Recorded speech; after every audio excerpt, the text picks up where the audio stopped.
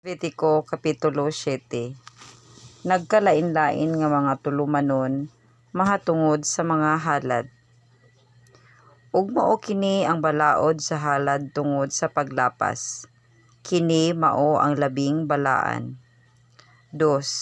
Sa dapit diin ginapatay nila ang halad nga sinunog, pagapatyo nila ang halad tungod sa paglapas, ug ang dugo niini ginasablig sa igasablig sa paglibot ibabaw sa halaran. 3. Ug gikan niini igahalad niya ang tanan nga tambok, ug ang tambok nga ikog, ug ang tambok nga nagatabon sa mga tinai. 4. Ug ang duruha ka amimisolon, ug ang tambok nga anaa sa ibabaw niini, nga anaa sa ibabaw sa mga taludtod, ug ang habol-habol sa atay, uban ang mga amimislon, pagakuhaan niya. 5. Ug ang saserdote nagasunog niini sa ibabaw sa halaran, alang sa halad pinaagi sa kalayo, alang kang Jehova. Kini mao halad tungod sa paglapas. 5. Ug ang saserdote magasunog niini sa ibabaw sa halaran alang sa halad pinaagi sa kalayo, alang kang Jehova. Kini mao'y halad tungod sa paglapas. 6. Ang tanan nga lalaki sa taliwala sa mga saserdote magakaon niini. Pagakaon kini sa dapit nga balaan, kini mao'y butang nga labing balaan. 7. Maingon sa halad tungod sa sala, mauman usab sa halad tungod sa paglapas. Sila may usa lamang kabalaod alang kanila. Ang saserdote nga magabuhat sa pagtabon sa sala uban niini mao'y makabato niini. 8. Ug ang saserdote nga magahalad og halad nga sinunog ni bisan kinsa ang mao nga saserdote makapanag-iya sa panit sa halad nga sinunog nga gihalad niya. 9. Ug ang tanang halad nga kalan-on nga pagalutoon pinaagi sa hudno, ug ang tanan nga pagalutoon pinaagi sa kalaha, ug ang sa tatso maiya sa saserdote nga magahalad niini. 10. Ug ang tanang halad nga kalan-on nga sinaktan sa lana, kun mamala, mapanag-iya sa tanang mga anak nga lalaki ni Aaron. Maingon sa usa, mauman ang usa. Mauman sa usa. 11.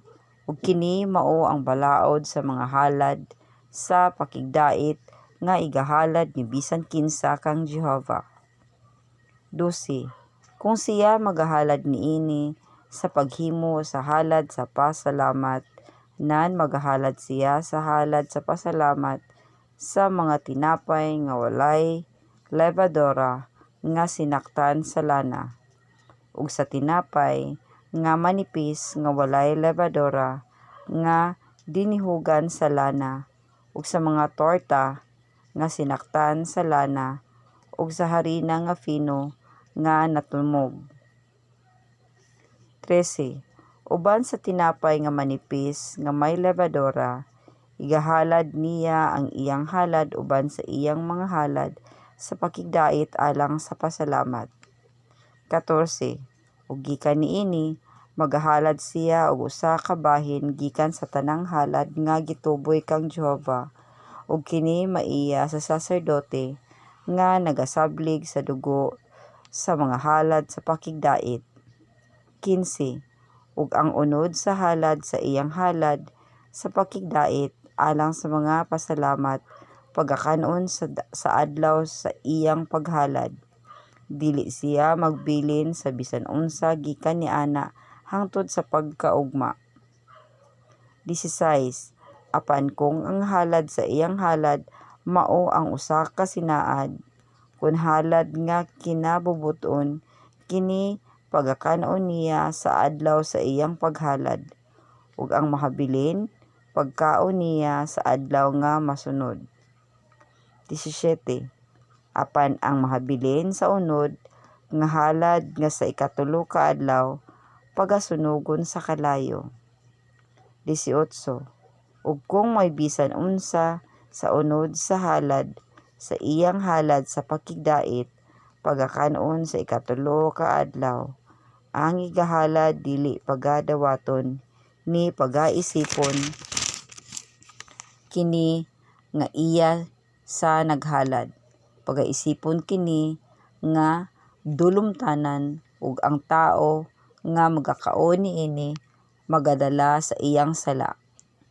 19. Ug ang unod nga magadapat sa bisan unsa nga mahugaw dili pagakanon, pagasunogon kini sa kalayo, ug mahitungod sa unod ang tanang mahinlo makakaon niining unora. 20. Apan ang tawo nga magakaon sa unod sa mga halad sa pakigdait nga iya ni Jehova nga naa sa iyang pagkamahugaw kadtong tawhana pagaputlon gikan sa iyang katawhan. 21. Ug sa diha nga ang tawo nga magahikap sa bisan unsa nga butanga nga mahugaw, ang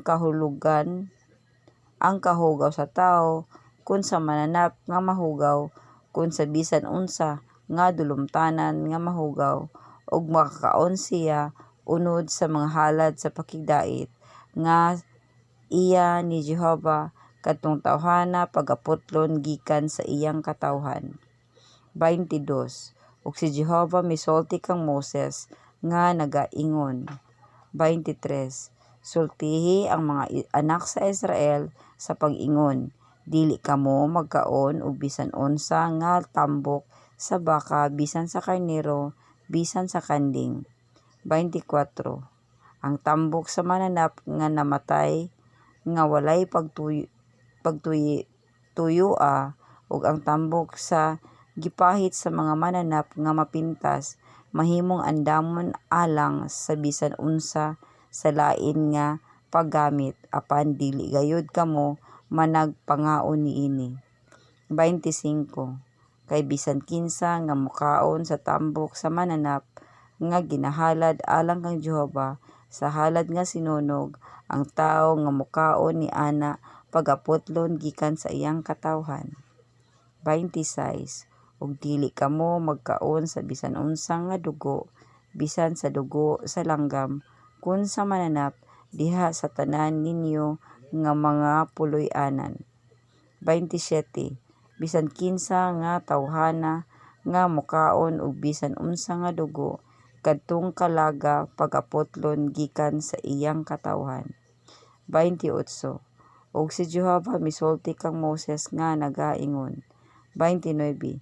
Sultihi ang mga anak sa Israel nga magaingon, ang magahalad og halad sa iyang mga halad sa pakigdait ngadto kang Jehova, pagadad-on niya ang iyang halad gikan sa mga halad sa pakigdait ngadto kang Jehova. 30. Pagadad-on sa iyang kaugalingong mga kamot ang mga halad nga pagasunogon alang kang Jehova, nga pagadad-on niya ang tambok sa dughan, aron ang dughan igatabyog alang sa halad nga tinabyog sa tubangan ni Jehova. 31. Ug ang tambok pagasunogon sa saserdote diha sa halaran, apan ang dughan maiya niya Aaron ug sa iyang mga anak nga lalaki. 32. Ug ang tuong paa ihatag ninyo sa saserdote ingon nga halad nga pagabayawon gikan sa mga halad sa inyong mga halad sa pakigdait. 33. Ang usa sa mga anak nga lalaki ni Aaron nga magahalad sa dugo sa mga halad sa pakigdait ug sa tambok maiya nga bahin ang paa nga tuo. 34.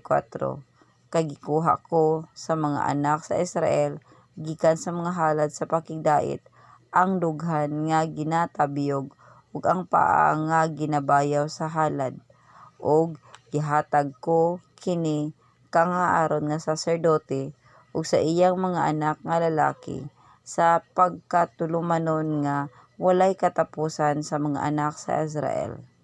35. Kini mao ang bahin sa pagdihog ni Aaron ug ang pagdihog sa iyang mga anak nga lalaki. Ang bahin nila gikan sa mga halad nga hinimo pinaagi sa kalayo alang kang Jehova sa adlaw sa iyang paghalad niini aron sila magahalad kang Jehova og katungdanan sa pagkaministro. 36. Nga gisugo ni Jehova nga igahatag kanila sa mga anak sa Israel sa adlaw nga siya gidihugan nila.